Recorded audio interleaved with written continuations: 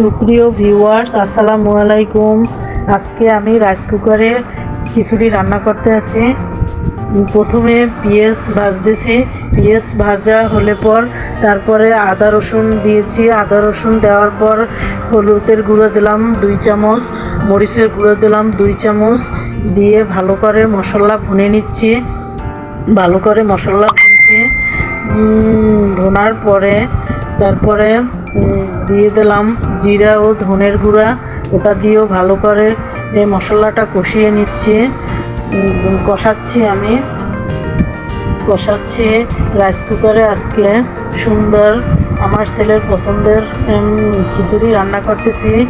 এরপরে আমি গরম মশলা দিলাম, এলাচি, দারচিনি, এলাচি একটু ফাটিয়ে দিলাম। গরম মশলাটাও একটু মশলার সাথে কষিয়ে নিচ্ছে। মশলা ভালো করে কষানো হলে পরে তারপরে দিলাম ম্যাগি মশলা।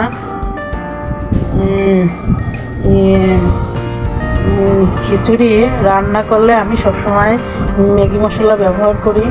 এরপরে মাংস দিয়ে দিচ্ছি। মাংস দিয়ে তারপরে মাংসটাও রাইস কুকারে ভালো করে ভুনতেছি। আমি মাংসগুলো ভুনা করতেছি। দেখেন ভিউয়ার্স, আমি আজকে কিভাবে খিচুড়ি রান্না করতেছি।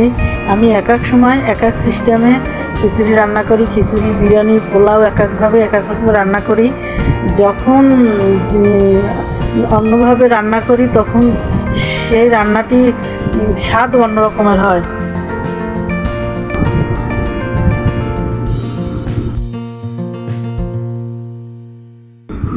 মাংসটি ভালো করে ভুনে নিচ্ছি। মাংসর তেল জেগে উঠেছে।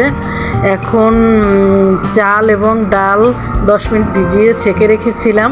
ওই চাল ডালটা দিয়েও মাংসের মধ্যে ভালো করে ভুনা করে নিচ্ছি। আজকে খিচুড়ি অন্যান্য দিনের চেয়ে অন্যভাবে করতেছি, সব কিছু ভুনা করে নিতেছি। কিন্তু আগের খিচুড়িগুলো কিন্তু আমি ভালো করে ভুনা করে নেইনি, ঝোলের ভিতর বসিয়ে দিয়েছিলাম। আজকে চাল, ডাল, মাংস সব কিছুই আমি সুন্দরভাবে ভুনা করে নিচ্ছি রাইস কুকারে। রাইস কুকারের খিচুড়ি রান্না অনেক সুস্বাদু হয়। আমার মতে এভাবে রাইস কুকারে আপনারাও রান্না করে খেয়ে দেখবেন, অনেক টেস্ট হয়। রান্নার পর্ব শেষ করলাম, এখন পরিবেশনার পালা। পরিবেশন করব। আমি বলে বেড়ে টেবিলের উপর নিয়ে এসেছি আমি এখন। তারপর বিভিন্ন রকম সালাদ কেটেছি। প্রথমে আমি প্লেটে বেড়ে দিচ্ছি। আমার সাহেবকে বেড়ে দিলাম, শসা দিয়ে দিলাম, টমেটোর সালাদ আছে, লেবু আছে, কাঁচামরিচ আছে। তারপরে বেড়ে দিচ্ছি আমার ভাইয়ের ছেলে এবং আমার ছেলের দুজনারই খিচুড়ি অনেক প্রিয়, অনেক পছন্দের। তাই ওদের পছন্দ মতো আজকে খিচুড়ি রান্না করলাম। বিরিয়ানি রান্না করো বলেছিলাম, বলে না আম্মু খিচুড়ি রান্না করো।